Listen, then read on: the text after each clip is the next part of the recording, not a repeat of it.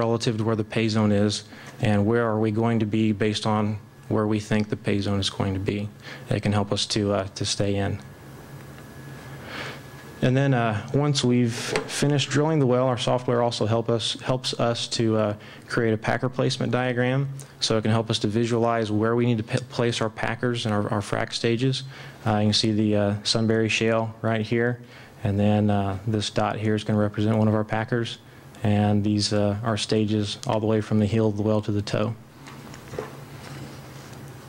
So in summary, geosteering requires a lot of planning, and there's no software or anything that can take the place of that. You have to put in lots of time and expertise and pay attention to detail to plan appropriately. Data collection and processing, our software is part of that. It's just another tool in your toolkit that can be very, very beneficial to help you visualize what's going on downhole. Continual monitoring. You cannot be a casual geosteerer. It requires continuous monitoring from the time you kick off until the time you TD. And then we make all of our decisions based on all the data we can possibly gather based on sound geology. That's really all I have. Thank you very much.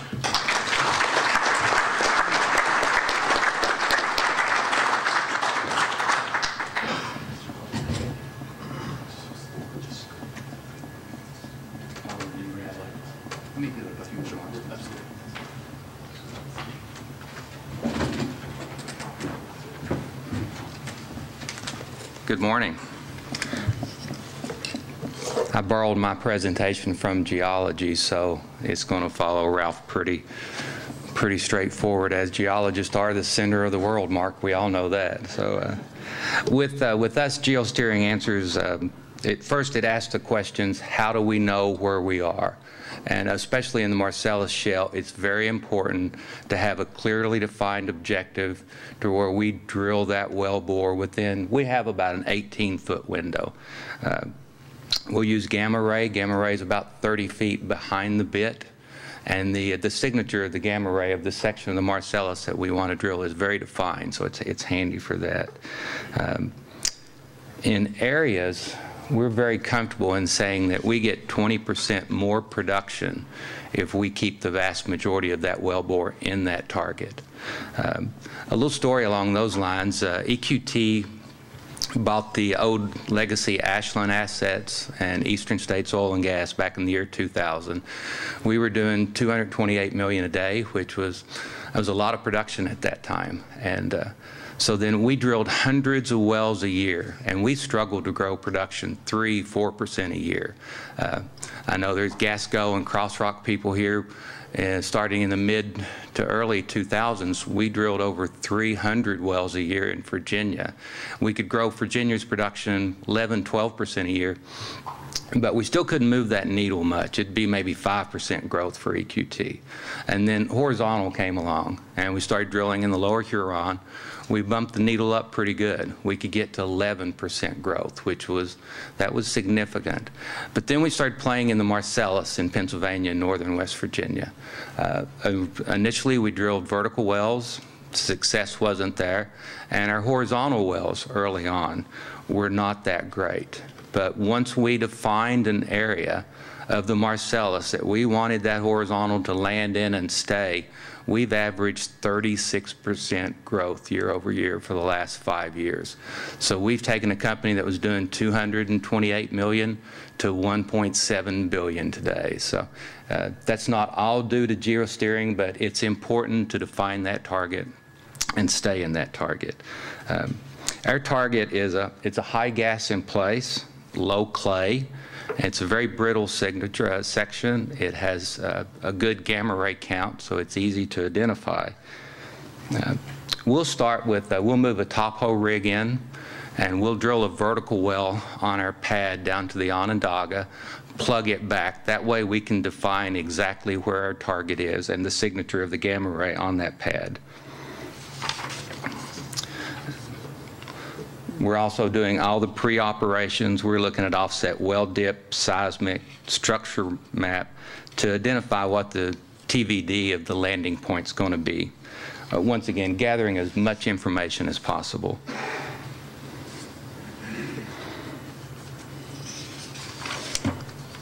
We'll do an updated geoprog that will have this landing point, and it's a living, breathing document, so it's constantly changed while we drill the well.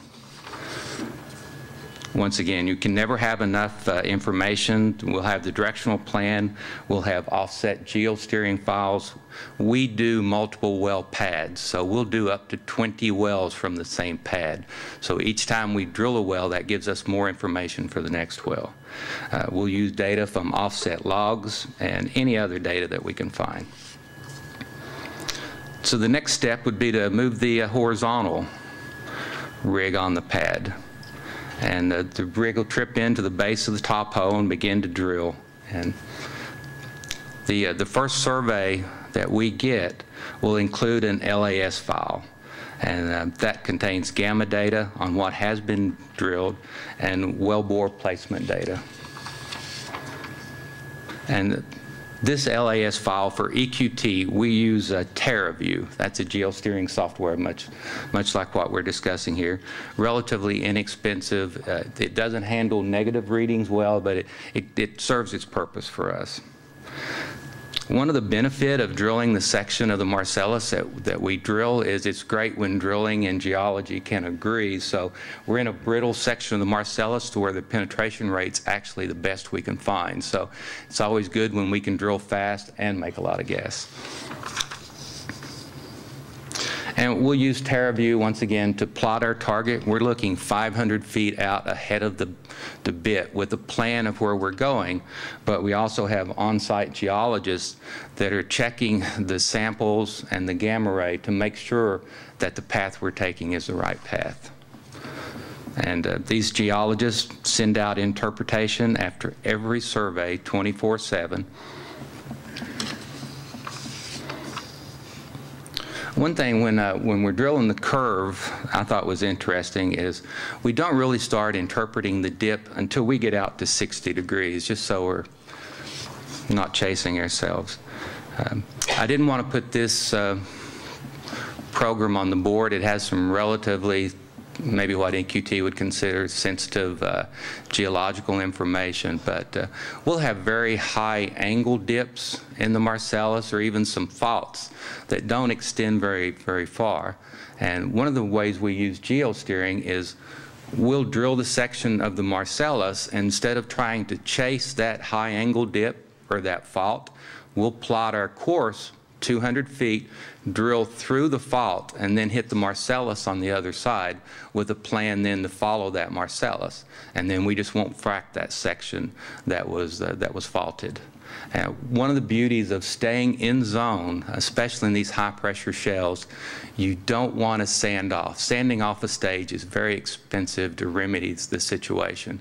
And we found that the more we stay in zone, the fewer sand-offs we have. We'll also set the, sometimes we'll set the pad on top of these faulted or high angle areas. And that way the vertical displacement to reach out to the Marcellus will miss that faulted area. So that's another way we use it.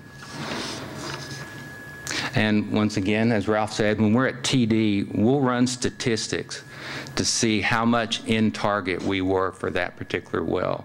And this interpretation will be used for the other wells on that pad and for offset wells. So we try to look at every well we drill and see how much percentage of that well was drilled in the section of the Marcellus that we want it to be. And we find a huge correlation. If you're in zone, you make more gas. So that's kind of all I have.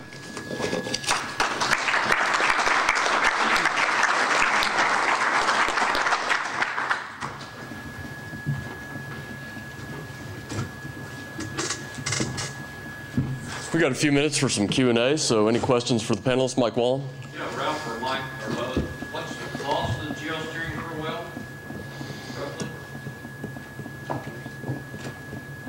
The cost for us, I mean, we do all of our geosteering in-house, and so, you know, between myself and my boss, Steve Ferris, and Patrick Cullen, our third geologist, we all kind of team up on it, so it's just the cost of our, I guess, our salaries for us. You own the downhole sensor?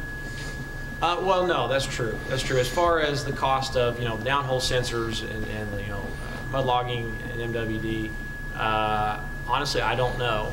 They keep me more on the exploration and finding it and staying in it sort of side. So, you know, it may cost you, I don't know, a few $1,000s to get mud loggers on site, but it's well worth it. It's, you know, a lot less expensive than having to plug back and kick off again if you get out of zone too bad. And we're going to have the mud loggers there regardless, even on the lower Huron wells. And the software we use, it's very inexpensive, maybe a couple $1,000s per well. So it doesn't really add significantly to the cost. And like I said, if it can prevent one sand off on 5 wells, it's more than paid for itself.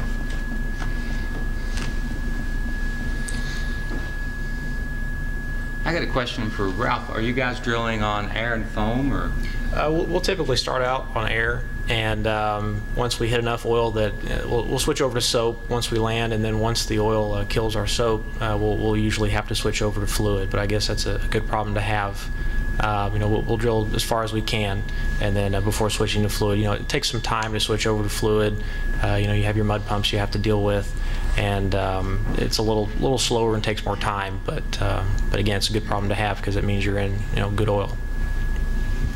Are you doing multiple wells per pad, or what's your? We've done a few twins. Typically, you know, 180 degrees from each other.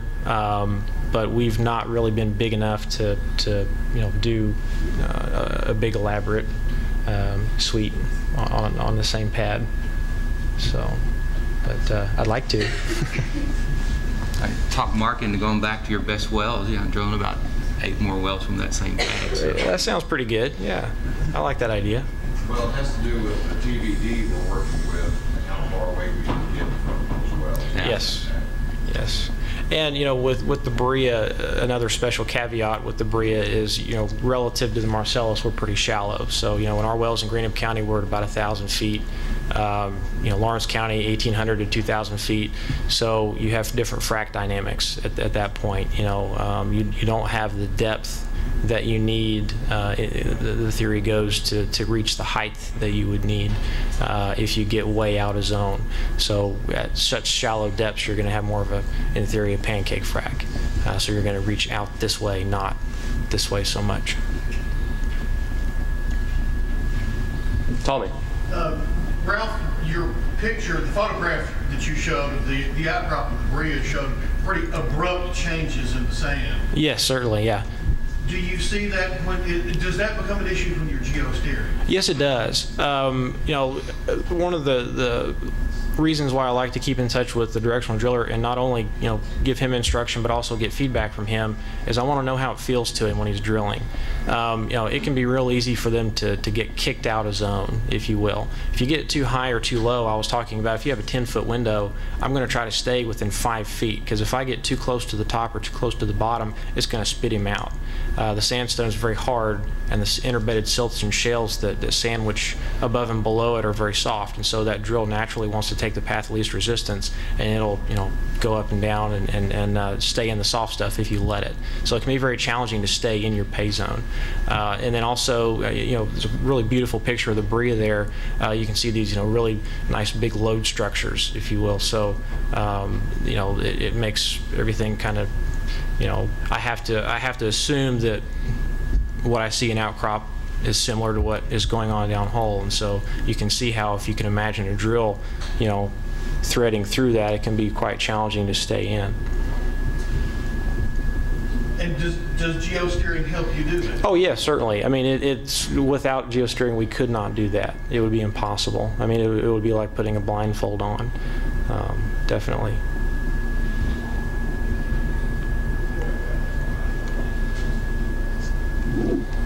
Any other questions out there? Any other points that the panel would like to make before concluding? Maybe you'd want to take the question about the cost part of it. Do you estimate what it would cost to add your services? Or? Well, the cost of geosteering can be quite variable. From the service company side, it would depend on if it is a standalone service. We've had clients, for example, only want us on a certain part of the well They might want us on from kickoff. They might want us on from surface. It just depends on the time.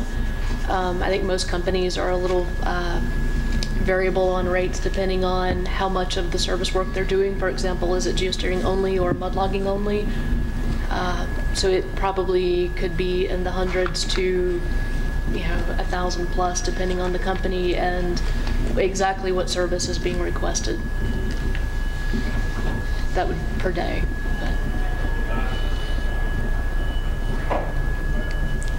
Any final questions or observations, comments? Thank you all very much.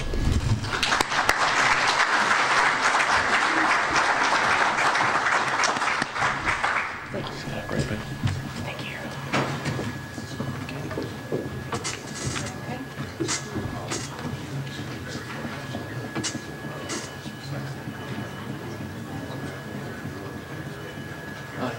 How are you? Good, I'm good. Good. How do you pronounce your last name?